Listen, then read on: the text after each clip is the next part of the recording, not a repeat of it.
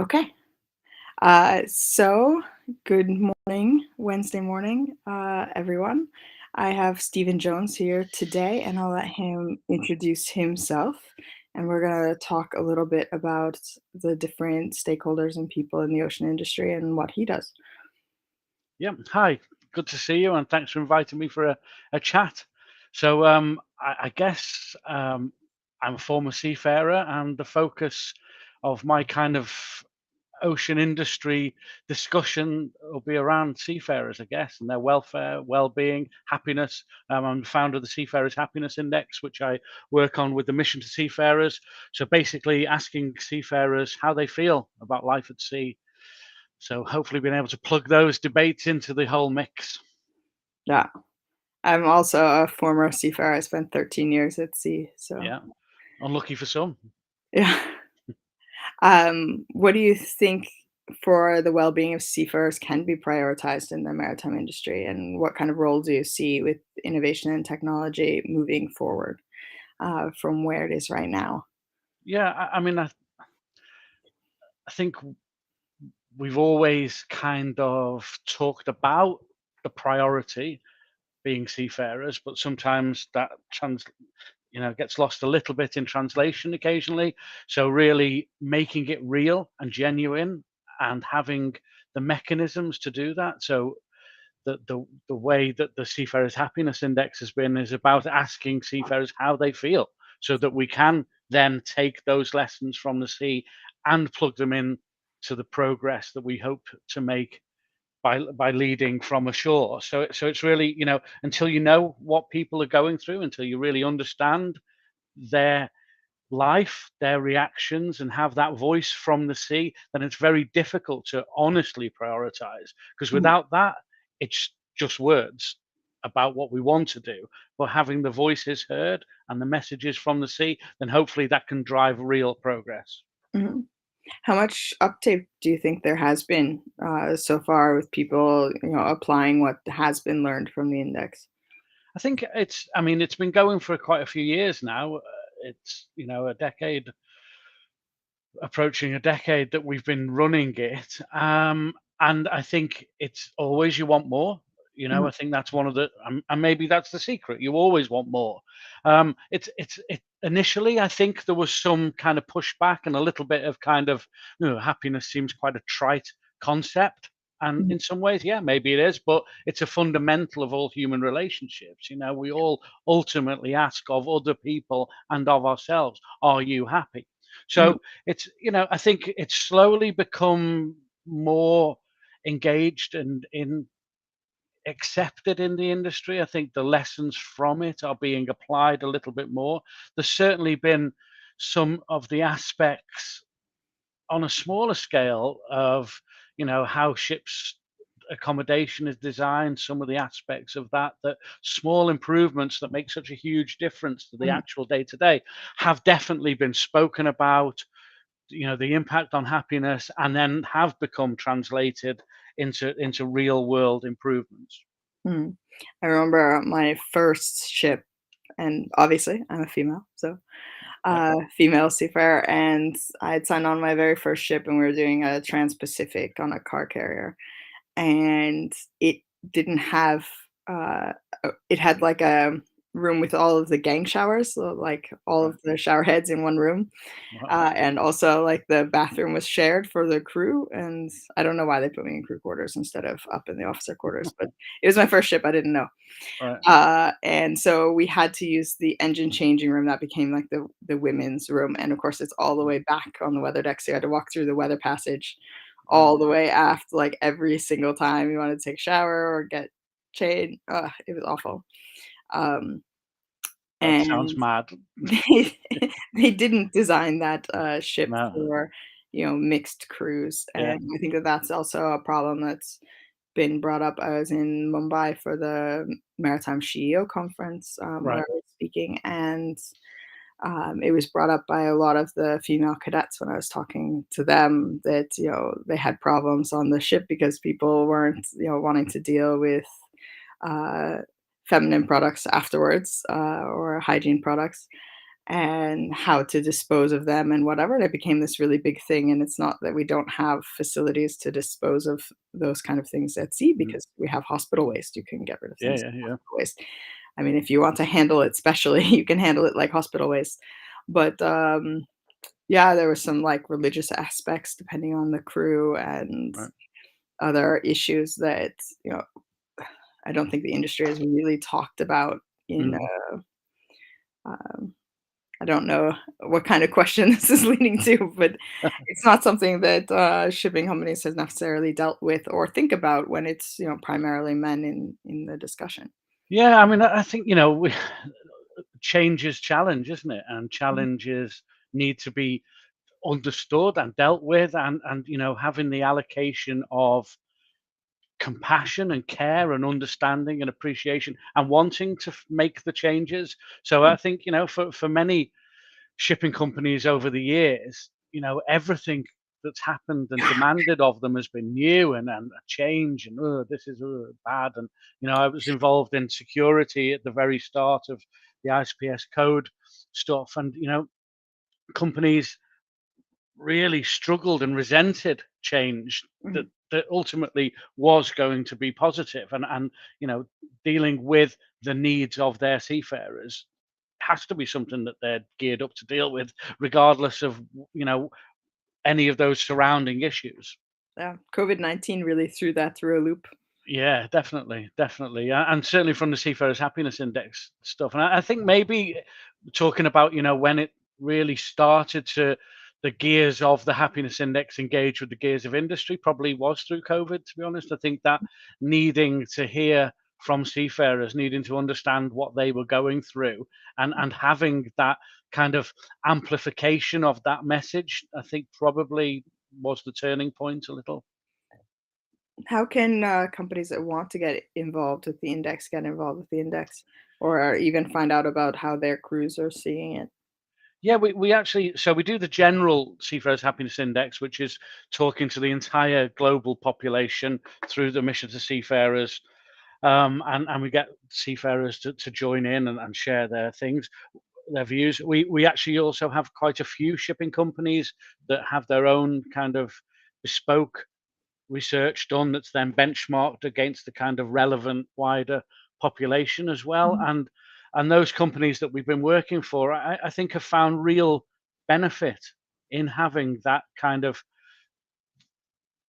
the translation of the messages from the sea through to them of what mm, their fleet is going through. So, some small changes, but some big ones as well.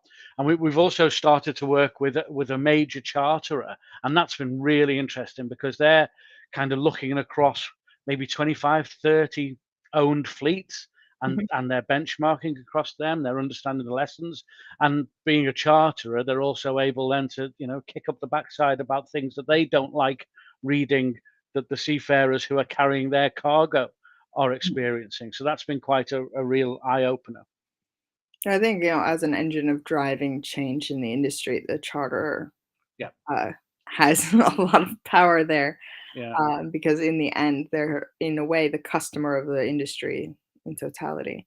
yeah. Uh, do you think that it's been able to influence things like MLC and how that came through and the different, I don't know, crew carrying legislations that have been passed there and whether those have been effective or not? I I have mean, my own opinions, but affecting legislative change is a long haul, mhm, slow process. I guess ultimately, as a communications exercise, as a way of engaging and hopefully giving people the information to make change, um, it will filter through. But I think I think any of the things that we're probably trying to do are a long way from influencing legislation. But ultimately, a changing sentiment, a rising tide of solutions does hopefully filter through. And at some point, people sat around at the ILO in Geneva or IMO in London will hopefully be moved by the lessons that I've been able to deliver through the Seafarers Happiness Index to the lessons that you're pulling together, here as you focus on ocean industry. Change comes, but I think that seems a long haul, long way away from the hopes at the moment is just trying to translate the messages from the sea into positives and make some good change. Do you have any examples of projects or initiatives that have really, in your opinion, been successful at promoting sustainability and equitable practices, besides the index, but actually like driving the change forward? I mean, I think we've clearly seen that, the diversity issue coming to the fore. So, from the likes of Worcester through to the various, maritime CEO type kind of debate that's changed, I think has really pushed the agenda of positive change, of diversity, of women seafarers, of women in the boardrooms, of the kind of engagement of women professionally in maritime. I think they have all started to really change the kind of accelerate debate, but drive change as well. I kind of have seen so much change in 5 years, Mhm. positively, as more as more women have been welcomed, drawn into the debate, but equally seem to be able to passionately show what it means to them, what they want the future of shipping to look and feel like. So I think that they've all really changed the focus of the industry. I think it helps. Like when I had started in maritime, sorry, I have a bit of a cold. Um, that you didn't see other women, and there weren't these networks of women. There wasn't Women Offshore then, and Allie, who founded that, was one of my classmates actually at King's Right. Point. And she built the community that she wished that we all had when Yeah. we started. And now there's also Maritime CEO. Wista has become more active in the seafarer space, which Yep. before they were very much chartering and brokerage and those kind of Yeah. um, you know other functions in the ocean industry that weren't at sea Yeah. positions. And then there's also Seafarers that's out of Turkey. There's like Raise the Tide, which is out of Kenya. Right. And there's so many now, and Yeah. it's really pushed the visibility where you can say, "Oh, you know what? I can continue even though it sucks here because I'm not alone." Yeah. Um, I mean, a network, as you point out, is absolutely key. Having that network that then forms itself into a wider ecosystem that then takes on so much of its own kind of impetus for change that it Mhm. becomes relentless. And I think that's, the point that it all needs to get to. But then, aside from issues of gender, of diversity, of anything, it's making the profession better. It's making the industry better and almost worthy of the people that we want to work in it. You know, Good people, regardless of whatever background, whatever they have. If it's all about good people, because that's what makes the maritime industry potentially, or becoming a wider ocean industry that you talk about. So it's so important because without those good people, then we can't have a great industry. And I think that it's also worth pointing out that it doesn't take very many bad people to make it a bad place to work. Yeah, Um, Especially if other good people don't step up and say something and say, this is not, the yeah, kind of environment that we want to work in, yeah, and really call out the bad actors, yeah, because it doesn't take much to do that. yeah, If you have a crew of 20 or 30, and you have one guy who's awful and treats people awfully regardless of their gender, if no one calls him out, then he thinks that that's, and it goes for women too. yeah, They think that that's the appropriate way to act. yeah. And they say, "Oh, well, it's funny." Mm. Like, everyone thinks it's funny. See, they didn't say anything. No one said anything to me about it not being appropriate things to say or do or ways to act. And then they, continue a chain of either harassment in the industry, or they kind of continue to haze the Yeah. young people, and they think that that's acceptable behavior. But it doesn't take many of people like that to really ruin any traction that we have in making the industry a great place to work. Yeah, I mean, I guess it's that, so much focus is on the main actors. So you've got the bad person, and then you've got the person suffering, but it's almost like this kind of, bystander empowerment. I Mhm. guess, is key to this. Yeah. Making those, so whatever those people at either ends of that chain are going through, it is a chain, and Mm. those people that stand by quietly or just allow it, or You laugh say, "This isn't nervously or my whatever. problem, I'm gonna go to my cabin, I'm not gonna Yeah. get involved." Um, it's those links that actually, empower that terrible chain, and I guess we do have to break that. We do have to make sure that people understand that it is right to say, "Oof, no, we're not accepting that. We Yeah. can't have that." So yeah, Let's not, harass the cadet and make them look for things that don't exist or treat them badly or whatever. You should be helping them to learn and lifting them up, and I think that yeah, that's the kind of industry we wanna work in, but until we deal with the way people act in the industry and really work on that cultural change altogether, I don't think we're going to get the industry that we want, and then the happiness index scores will always be lower than they could have been.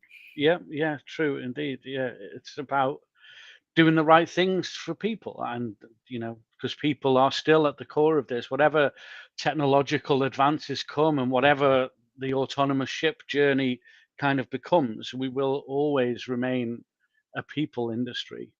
Yeah, well, and I think, people have misconceptions with autonomous ships. They think that it's Mhm. going to mean that they're uncrewed, but it can also mean that you have unmanned bridge, like you have unmanned engine room. Yeah. So sometimes when it's not Mhm. heavy traffic, Yeah. there's no one up there. And I think that for large ocean-going vessels, because of the prime mover requiring so much maintenance, so as long as you're using internal combustion, regardless of which of the future fuels you Mhm. want to be using, it's going to require maintenance, it's Yeah. going to require lubrication oil, it's going to require Yeah. someone there to physically fix things. Yeah.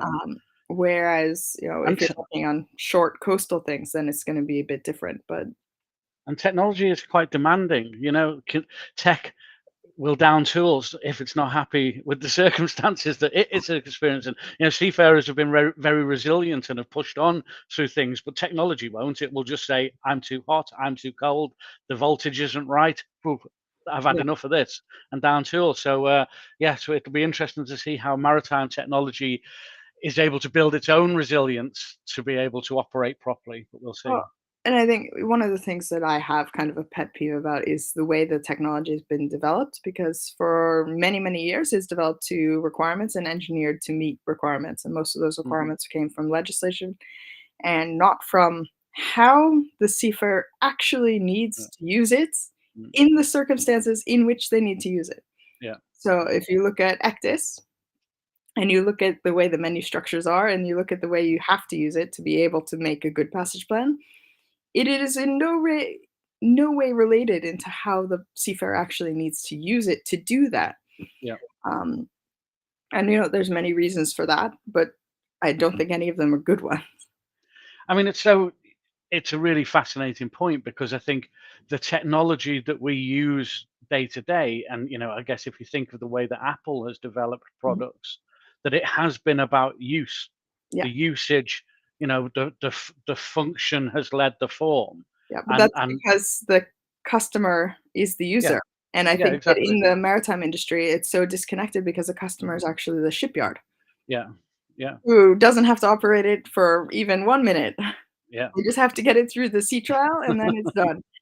yeah, Um, no, definitely, yeah, it's really a challenging environment, and that's one of the things that I'm looking at with this project is how can we overcome those barriers because we have very siloed yeah, things within the ocean industry, but in the end, they're all interdependent on each other. And if we can fix the performance across the silos, we can also really improve the sustainability and the ease of work and reduce stress within the industry. yeah.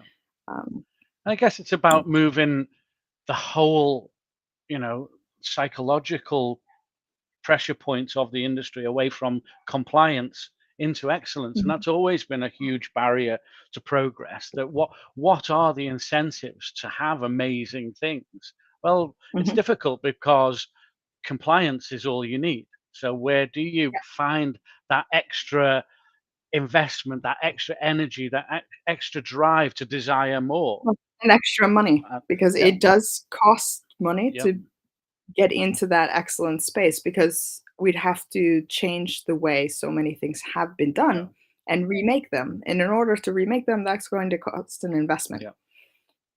Definitely. And you might have a long tail return on that because, if people are easier to use it and you have less accidents, then you can, say that you're saving money in the long run, but it's really hard to prove it. Yeah, very hard to prove excellence above compliance, and that's one of the problems, I guess, the challenges. Because I guess ourselves, when we were at sea, what is an excellent watch versus a compliant one? You walk off and you haven't Mhm. hit anything, you've kept it on track, and you've got kind of where you needed to be after that 4 hours. Well, the fine margins between being an excellent watchkeeper and a compliant one, it's not great. No, no. But, I mean, I guess it could go in the more stressful situations. So Yeah, if you're doing the Singapore yeah, Straits, yeah. an excellent voyage in the Singapore Straits is much different than just a compliant one. It's a little less stress and a lot less panic. Yeah, true. But then it also, depends on how you do the resource management and how you actually communicate as a team Mhm. versus authoritarian. But then you get back to, how to be a great seafarer as a good bystander, because that's really what Yeah. And that, that's about. I guess the excellence comes in what state you leave everything for the next person. Yeah. That's the difference. It's how you set the foundations for everyone else. So thinking about that example, it's having a good position for the physical ship going through the straits of wherever, and everything being sorted for the next person. It's about that bystander making sure that everything's fine for the next people coming through. You're dealing with those Mhm. challenges, and everything's set up for those that follow. And I guess that's the challenge for us in the industry today: is make sure we leave it in a better situation for the next ones to take on the baton to proceed through. I think that leads us to one of the other questions that I had sent you in advance, although we haven't really followed the form at all. But about the kind of importance of the UN law of the Yeah, sea and how that's shaping the sustainable practices in the ocean industry and how it can really be further enforced or changed if you see that it's necessary yeah. uh, from the work you've been doing. Well, I did a whole dissertation for my master's degree on the use of the United Nations Convention on the Law of the Sea as a dispute resolution mechanism and whether it worked or not. And Mhm. spoiler alert, no, not really. It doesn't, So yeah, I think so much of it is good and important, and we certainly, it needs something out there beyond sovereign control. The high seas, international waters, has to have some foundation levels of control around it. But then when you dig deeper into it, the mechanisms of control, compliance, certainly of fixing the problems and of dealing with transgressions against it just doesn't stack up. I was actually delivering a lecture yesterday on cables, subsea cables, telecommunications, how much data goes under the sea, and the vulnerability of cables. And then, when you look into the issue of, well, who's responsible for cables in international waters? And really all UNCLOS covers is the fact that people shouldn't do naughty things to them, and you shouldn't Mhm. be clumsy around them, and if you are, then there are these set of kind of sanctions that can be taken.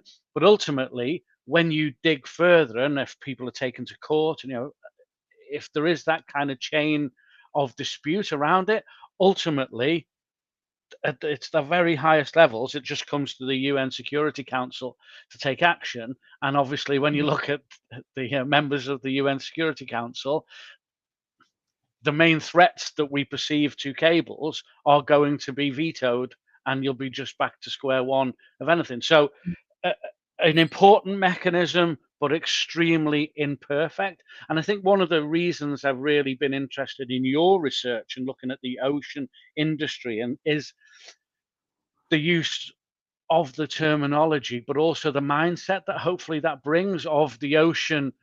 I've always thought that the oceans should have some form of UN representation themselves. I don't really know how that would or could Well, work. it's kind of the IMO, Yeah, kinda. but it's not, because all the vested interests are totally anti, Yeah. that. So yeah, totally, I get that, but that's not representative of the resource itself. And if we look at the global commons, the oceans being one of them, it needs its own voice, its own representation, its own Mhm. mechanisms for dealing with the challenges that it faces, because they're so much greater now than ever they were. And I think Yeah. the sea mining is a really interesting case in point as we start to look at that. I think now we've triggered the 2-year countdown to the um, International Seabed Authority having to grant access to mining.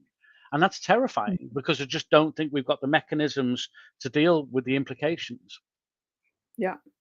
Yeah, and to deal with, habitat loss and that's possible there, to deal with disputes Yeah, that will happen because of it, who owns what minerals yeah, where.